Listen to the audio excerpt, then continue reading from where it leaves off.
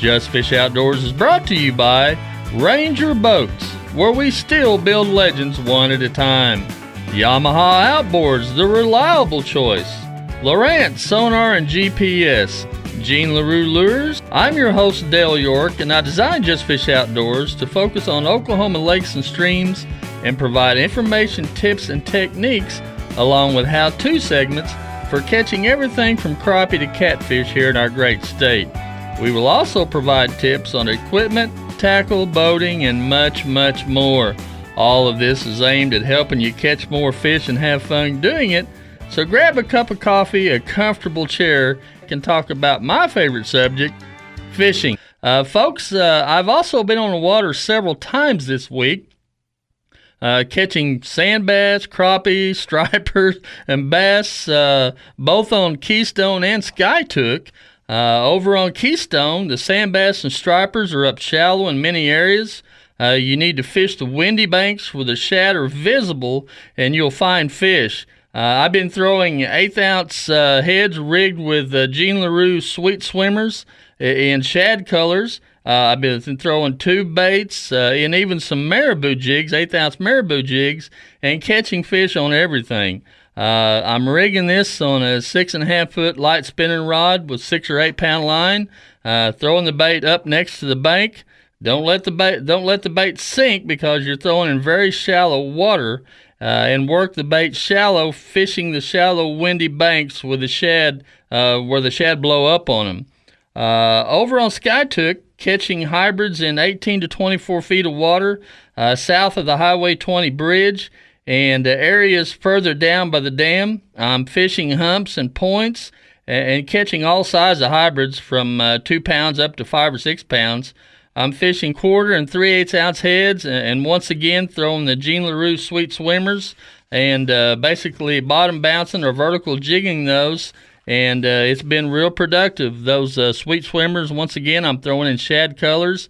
And one of the keys here is I'm using my Lowrance units to find those fish and stay on those fish. Without that good Lowrance gear, it makes that a whole lot more difficult. Folks, fish are biting all over the northeastern Oklahoma lakes right now. And the bite will just get better in the next couple of weeks. With the fall foliage changing colors and biting fish, folks, let me tell you, it just don't get any better than that. So if you get the opportunity, get out there and enjoy one of our area lakes and enjoy the fall fishing, because it's, in my opinion, the next 2 or 3 weeks are some of the best fishing of the year. This week's show, we're going to focus on different crappie rigs and sets and get some tips from pro crappie angler and guide Barry Morrow. Barry, welcome to the show, and tell the folks a little bit about yourself. Man, I'll tell you, I've been here 2 or 3 times now, and I always look forward to coming. We have a lot to talk about each time that we show up, and I'm glad we've got anglers out there wanting to learn more all the time. Basically, I'm a guide. I fish primarily Truman Lake there, Harry S. Truman, in the Clinton, Warsaw area. But crappie fishing is what I love to do most. I do bass fish, catfish as well. I grew up carp fishing. Bottom line is, if a fish bites, I like to catch it. I hear that. So, we're getting into this fall transition right now. We're not quite into the big schools of fish we're going to see when that water temperature gets a little colder. But at the same time, the fish are starting to migrate out of their typical summer haunts. And, in some situations, these fish are scattered all over the place. I mean, you're going to catch fish. I caught crappie in 2 foot of water on Keystone last Sunday. And, I caught crappie in 12 foot of water, bass fishing, doing some extra things. So tell us how you approach this and some of your favorite rigs and how you rig for this.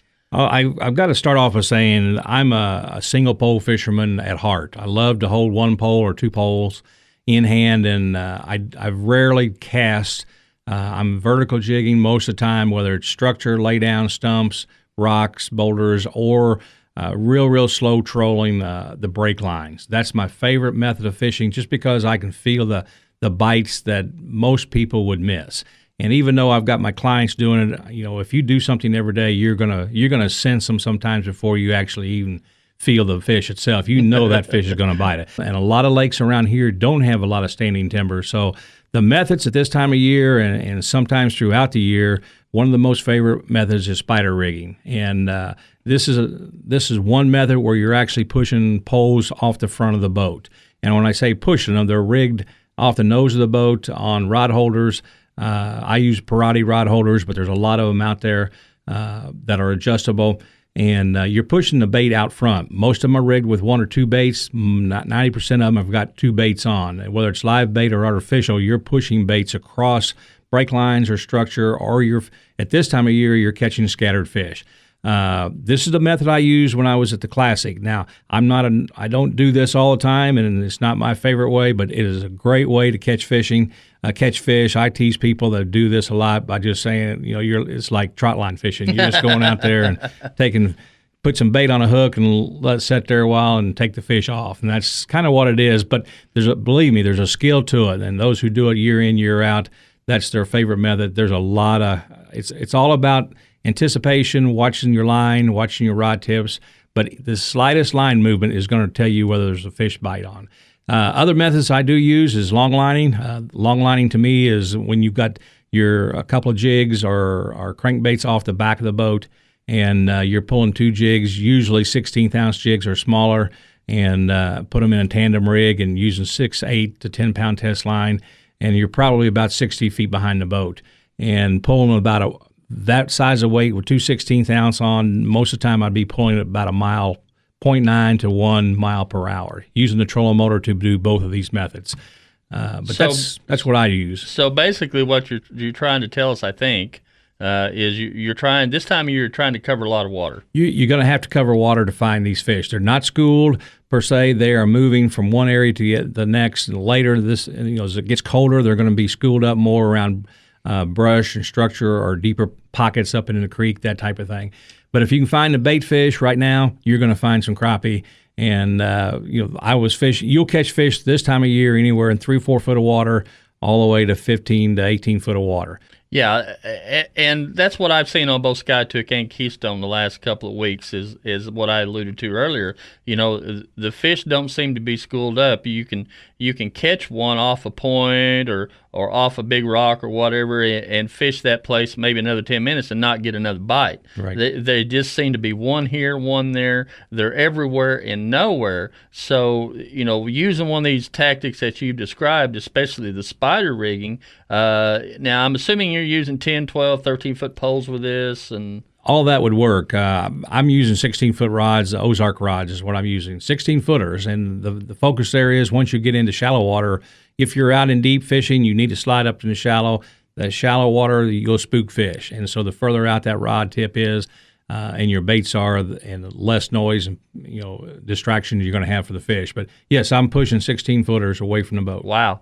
Another thing I think we need to point out here when people are using and rigging for these spider rigs is, another thing to consider is keeping that line away from that trolling motor. You've got to get that line out there far enough in front of those trolling motors that, you're bumping that trolling motor easing across whatever area you're trying to fish.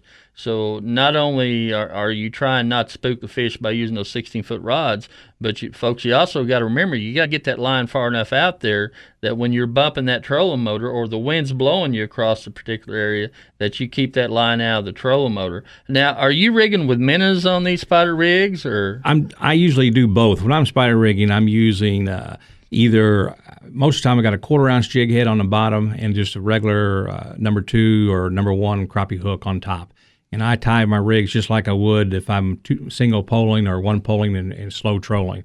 I use a loop knot on the bottom and a loop knot on top. The top hook is going to have a minnow on it. I could use a combination minnow on the bottom and jigs on top. I can do both.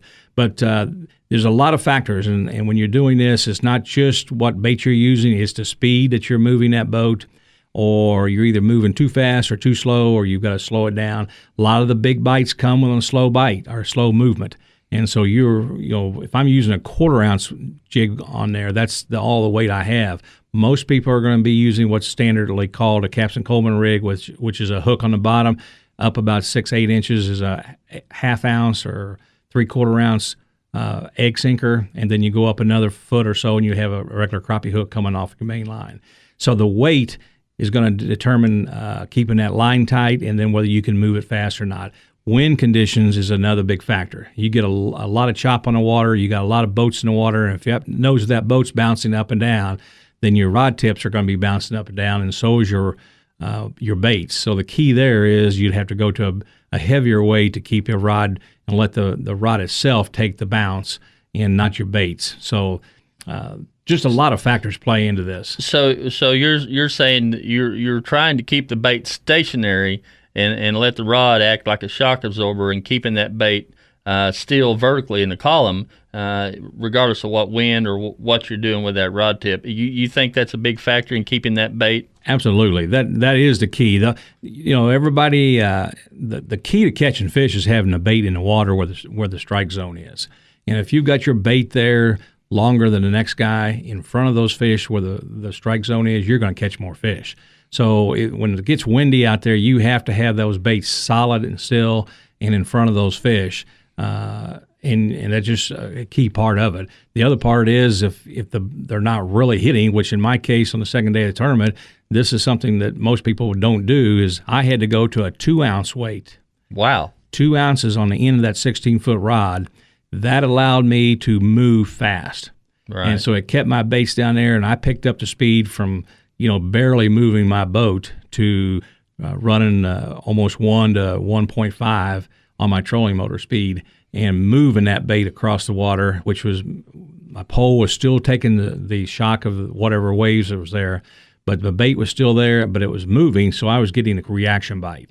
These fish weren't schooled, they were scattered, and you just had to get a reaction bite. So that's what I was doing with my spider rigs. Now, that brings up an interesting observation from my point of view anyway, not really never getting into the spider rigging myself, but if you've got a 2-ounce weight on the end of a 16-foot rod and you're in a little windy condition, does that dull the strike of a crappie? I mean, is there something extra you need to look for on that rod tip or?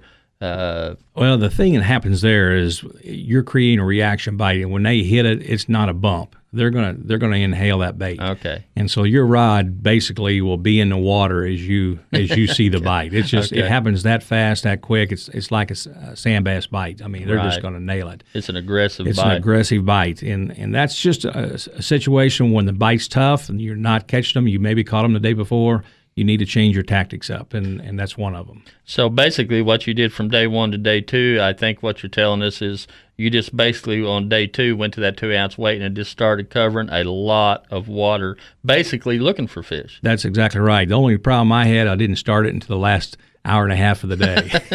I just didn't figure it out quick enough. But, well, hindsight's 20/20, even in fishing. So that's right. But there's all kinds of ways to catch fish, and this is one of them. Spider rigging. Yeah. One of the things, you alluded to a single rod and how you like to fish with single rod. Mm-hmm. That's my preference as well. I like to feel a little thump on the end of the rod, or, sometimes, like you said, if the fish are neutral, if they're not really biting very hard, you have to see the strike on the line almost. You'll never feel it on the rod sometimes.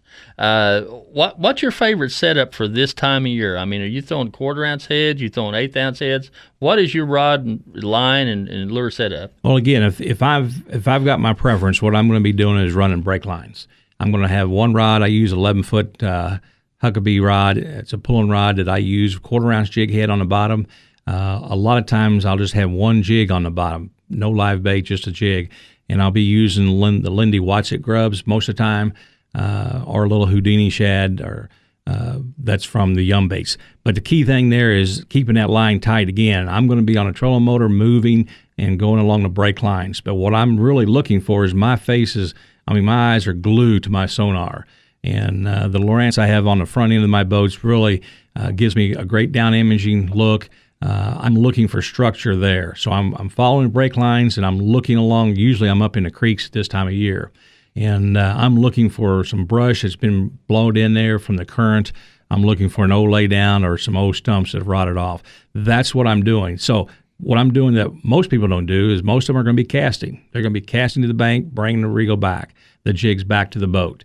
Bank fishermen are casting from the bank out, and bringing it back to the bank. So in my terms, what I look at is that bait is only in a strike zone for a short amount of time. And if you're casting and you catch a fish, you better note exactly where you caught that fish, how far away you are from the bank, or how close that jig is to your boat, and be able to replicate that each time. What I'm doing is straight line, slow vertical trolling with my trolling rod motor on the go, but it's going real slow, and I'm using my sonar to locate fish. So I'm spotting fish, I'm spotting structure. Once I get a bump, then I'll slow down and I'll fish that spot. And if I go from point A to point B, my jigs are in the water. Never am I taking my bait out of the water except for when I bring a fish in. Yeah, you touched on a great point there. I've got the Lowrance HGS on my boat as well, and many times what I will do is just idle down through a creek or close to a bank and turn my side scans on and actually pick spots that I want to fish before I go fish them. I'll mark them with a GPS waypoint, and many times you can see these crappie in these trees or on these stumps. You'll actually see the fish there. And, then you put a waypoint on that particular area, then turn right around once you've marked 2 or 3 or 4 spots, then turn around and come back and fish those areas. And it can be very productive. I mean, you're actually fishing places that there's fish there. Absolutely. That's exactly the point you need to know if you're going to a new lake. And if you're a tournament fisherman or just someone who likes to travel to a new lake, everybody's anxious to get their line out and get it wet and get in the water and fish. But the key thing is using this sonar that we have out there today. The electronics are just awesome to help you find fish first, then spending time catching those fish as you come back to them. But good point. Yeah, it's kind of like cell phones. We live with cell phones today and all the modern technology, and now that over the course of the last couple of years, I've had the opportunity to run the side scan and the down scan imaging on the great Lowrance equipment. It's kind of like, okay, how did I live without this to start with? Yeah, absolutely. It becomes so fundamental a part of your fishing day. It's almost like a regiment that you go through to produce fish. And the capabilities are just absolutely awesome, and I really encourage anyone to go out and check it out, or send me an email, or get in touch with me on Facebook or Twitter page if you have any questions. Well, what else is out there as far as your rigs? What else you'd like to do this time of year? Well, another thing that I've started doing this year, and I'm really working at it to learn how to do it, and that is I pull crankbaits using the OR12 offshore planer boards. And I got into that because some friends of mine won the Classic 2 years ago, not this past year, but 2 years ago they won the Classic Crappie tournament using the offshore planer boards. And basically they're professional walleye fishermen. And they came from the Iowa region and used these planer boards. And there's a lot of people pull crankbaits, but the use of these planer boards is allow you to pull your baits way to the left or way to the right and at a certain distance behind the boat, and keeps the bait away from the boats. You're actually covering a whole lot more water than you would if you were just bringing the baits in behind the boat and off to the side. So the planer boards are really neat, and the rationale between them for me is I grew up cork fishing with a minnow and a bobber and a hook. My tackle box could go in my shirt pocket, basically. And that's where I grew up fishing and watching the bite come on that bait. Well, the planer boards the ones I'm using, the OR12s, have a tattle flag on them. And basically that flag is adjustable for the type of fish you're fishing for, and mine are set for crappie. And so I can see that flag from a distance just bumping it. And if that is, then I know I've got a bite, and I just reel that fish in right then. And the other thing is I'm using precision trolling data. It's an application I have on my phone that has developed the distance you need to let your bait back away from these planer boards that are specific to the sonar that you're using. You're locating fish that are 6 or 8 foot deep. A lot of my baits are coming off of the Lindy River Rockers, and they're only running about 4 to 5 feet deep. And that bait at a certain distance, at a certain depth, I can catch fish on that. And so the whole idea is you're spreading your baits out on both sides of your boat. You're moving your boat different speeds, anywhere from a 1 mile an hour to maybe 1.2 to 2 mile an hour. And I'm catching all kinds of fish with these planer boards and the crankbaits. Also, you get long line jigs behind the planer boards. So the same method, basically, I'm just covering more water, locating fish. And at this time of year, these fish are suspended and on the move. This is a good technique. Yeah, it's almost like a spider rig in reverse. I mean, you can run multiple rods off the back end of your boat, some of them on planer boards, some of them on straight lines, use multiple lures, everything from little square bill crankbaits all the way down to tube jigs, whatever you want to put on these things, and they are highly productive. And I don't have the experience with the planer boards that you do, but I have used them on a few occasions, and one thing that I noticed is the clearer the water, the more productive these things are. The shallower the fish, the clearer the water, the more productive these planer boards on. Would you agree with that? I would agree with that, and I also would say that in shallow water lakes, that lake may not be but 10 or 12 foot deep. Right. And the shad are in there is what the crappie are feeding on, and they're generally up shallow. So when you bring your boat through there spider rigging, you're actually pushing those bait away and spooking fish. Right. So on that type of lake, even though it's not clear water, the planer boards are just a great asset, a tool to have in your boat, because you can spread these things out as far as 200 feet apart from one side to the other, and as far back as 30, 40 feet back to 200 feet behind the boat, and still see what's going on and catch fish. Barry, take us into the fall transition. What would be your best tip for folks going crappie fishing here in northeast Oklahoma in the next couple of weeks? Well, right now, the key is fish an area that you've caught fish before. As long as it's not a new lake. If it's a new lake, you need to use your sonar and go look for fish. But know that they're scattered. Know that you're not going to catch a lot of fish in any one area. Pick up the fish in one spot, then move to the next one. It's very difficult for me to sit still and catch fish at any time of year unless they're up on the bank. You can replicate a lot of fish bites, but this time of year, these fish are on the move and they're in transition. Look for structure. Again, I look for brush piles that they're going to be going to, but definitely these fish are on the move, so cover water. If you're a caster, then I would fan cast all different depths of water, and you're going to be pulling some fish in. And I'd also probably put a blade on it. Any kind of a blade on a jig is going to attract fish, and whether it's bass and you're using big spinner blades, or if you're using just like any kind of a type of a Roadrunner blade on a jig, you're going to catch fish with it. Barry, if folks want to get a hold of you, book a trip, or just want to learn some more about crappie fishing, how can they get a hold of you? Well, just basically give me a call. My cell phone's with me at all times. That's 660-723-2667, or go to my webpage and look me up. It's at www.bmorrow@barrymro.com. You will find me there. That's my webpage is barrymro.com.